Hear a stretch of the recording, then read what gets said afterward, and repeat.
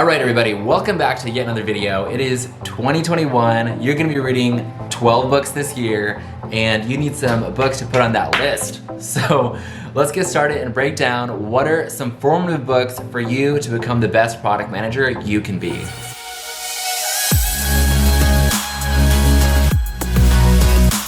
But first, what is a YouTube video without any disclaimers? So I wanna just say I can only recommend books that I've read. There's plenty of books that I haven't read. So please, if I missed any, comment down below. And second, I also am only gonna really talk about formative books. I actually think there's two kind of categories of books. One's more formative, meaning it'll like teach you a way of thinking, while another is like more prescriptive. Like here are the steps, 1, 2, 3, 4, 5, and that's how you become, X, Y, Z. But I think to me, I get more interested in the formative books because it's like teaching the right way of thinking and like how do you actually know what to do. It's like building your intuition, and I think those are really interesting to me. All right, let's get started. Okay, so the first one is The Lean Startup, and this is one of the ones that actually mentioned product management, of course, but I think this was such a great book. Like, not only were the lessons great, but the storytelling was amazing. I just wanted to keep reading, and I found it really interesting. So Eric Ries is the author of this book, and he takes you through the story about him as he starts his own startup, but he also really bakes in a lot of lessons about what he learned along the way, and I just find that so interesting. And I think that he also really shares important lessons like an idea isn't as important as the speed at which you execute. So a good example of this is, let's say your name is Tom. You come up with a genius idea for a social network, and you're chugging along when one day this guy named Zuck shows up. And you don't mind him too much, he's just targeting college students, whatevs. So let's say Zuck runs 5 experiments every month while Tom runs 1 experiment every month. Well, at the end of the first month, Zuck has learned 5 things while Tom has learned 1. And you might see how that story goes. So basically, don't be Tom. And I'm not saying be Zuck either, I'm just saying you be you. The book describes this lesson as the build, measure, learn feedback loop. And it talks about how if you can move fast and take out waste in your process, then you're able to learn more and you're able to win over your competition. And that's just one of the lessons in this book. There's plenty of lessons, so feel free to pick up a copy of the book, and I think it's really interesting. You might find it a good read. By the way, I'll leave links to all the books down in the description below, so feel free to click those if you want to. All right, book number 2 is Bad Blood. Oh my God, this was also such a good book. So this is about basically a Silicon Valley horror story. You'll be reading this book and you'll just go back and forth between not knowing how is this even possible, and it's okay, I kind of get how this actually happened. Okay, I'm getting ahead of myself. So this is about Theranos. It's a real company that existed in Silicon Valley, and it is about its founder, Elizabeth Holmes. That's Elizabeth Holmes, not Elizabeth Harmon. So this company told everyone that they could do a blood test off of just a drop of blood as opposed to needing a big machine in a lab. And they had this idea of being able to put it in every grocery store and drugstore and maybe in people's houses. And then in 2014, they were valued at $9 billion. And people were calling Elizabeth Holmes the next Steve Jobs. But it was all a fraud. So there were some teams that knew the product wasn't working, but then Elizabeth Holmes had already actually disconnected different parts of the company.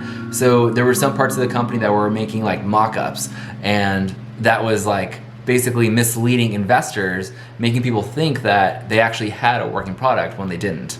Anyway, not only did I find this a really fun read, I also thought it was a cool way of showing don't do this. So good lessons hey, communicate, it's good, and hey, be truthful, that'll be good for your investors, It also won't get you in trouble later, so that's, probably good. Anyway, you get the point, it's a good read, I recommend picking it up. There's a link for that one in the description down below as well. Okay, book number 3 is, I'm gonna cheat with this one and actually group 2 books together. It's they're both by Simon Sinek. So one of them is called Start With Why, and the other is Leaders Eat Last. And they both have very similar messages around how you should think in order to lead a good team. And I think this is also really about leadership, not necessarily about product management. I don't even think it mentions product management at all, but I think it's also really formative, and that's how you develop the right kind of thinking. If you haven't read either one, I'd recommend starting with Start With Why. And if you've read one, it's okay if you don't read the other, they're kind of similar. One of the examples that I love is this Dell versus Apple example. So Dell might be hey, we make the fastest computers with the best displays, and from that we'll grow the fastest and be the best company ever with the best profits. And then Apple's hey, we think different. What Dell describe is what they do, while Apple describe why they do what they do. If you truly understand the why of a company, like Apple, thinking different, then it opens this door of creativity for your employees, which is really beneficial for them. Like obviously with the Dell versus Apple example, Apple made the iPhone and Dell totally missed that boat.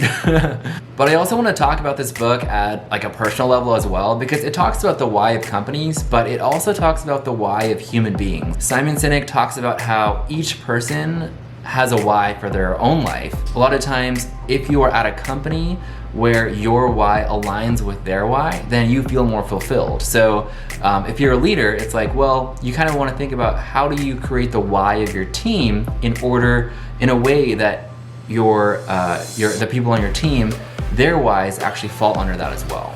And a person's why can really be anything. It can be to bring joy to other people through food, or it could be to give the best possible lives to your family.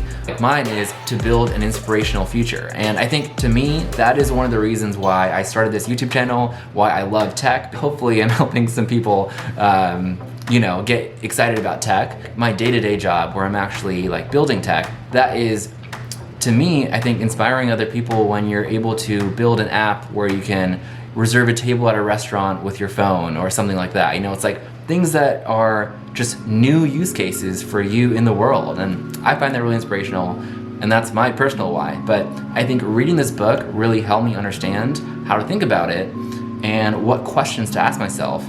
So I recommend picking up the book, and that way you'd be able to kind of think about what your own why is and reflect on it yourself. Okay, book number 4 is Range: Why Generalists Triumph in a Generalized World. And I found this one so interesting. This is another one of those books that you just like can't put down. I just found it so engaging, and the author is really good at storytelling. It's almost a response to Outliers, where Outliers is about, hey, work really hard, 10,000 hours, and you'll be great at, anything. But Range makes a case like, don't do what Outliers says. Instead, diversify your skill set. It gives some examples like Roger Federer played a lot of sports when he was a kid. He says how he carried over a lot of that footwork from soccer into tennis, and that helps him. I think an even better example is Hamilton, the musical, and how it was written by Lin-Manuel Miranda, who blended rap and history together into a musical. So a world-class historian might not have thought about making a rap musical, and then a top-tier rap artist wouldn't have thought about blending it with history. So it's mixing these two really interesting ideas together and creating something new that the world hasn't seen before. And that's where innovation comes from. So I found that really interesting. And I actually also wanted to include this on this particular list for PMs, because I think that a lot of PMs feel that they are too generalized. They are working with an engineer or a designer who might be an expert in engineering or design. But PMs by nature are really generalized, and you have to know a lot about things like analytics, design, engineering, leadership, user research, and you are almost forced to be a jack of all trades. And I find that really interesting, because I feel like a lot of PMs feel behind when they compare themselves to a designer or an engineer who might have spent their whole life focusing on a specific craft. And I think that's why this is a really good read for product managers, for that exact reason, because the title of the book says, hey, this is why generalists can triumph in a specialized world. And I almost think that after you read it, you'll be like, hey, well, now if I'm generalized, I can see the patterns. You see the value in generalizing and being able to see patterns across areas, across verticals. All right, so those are the four formative books for product managers that I would recommend.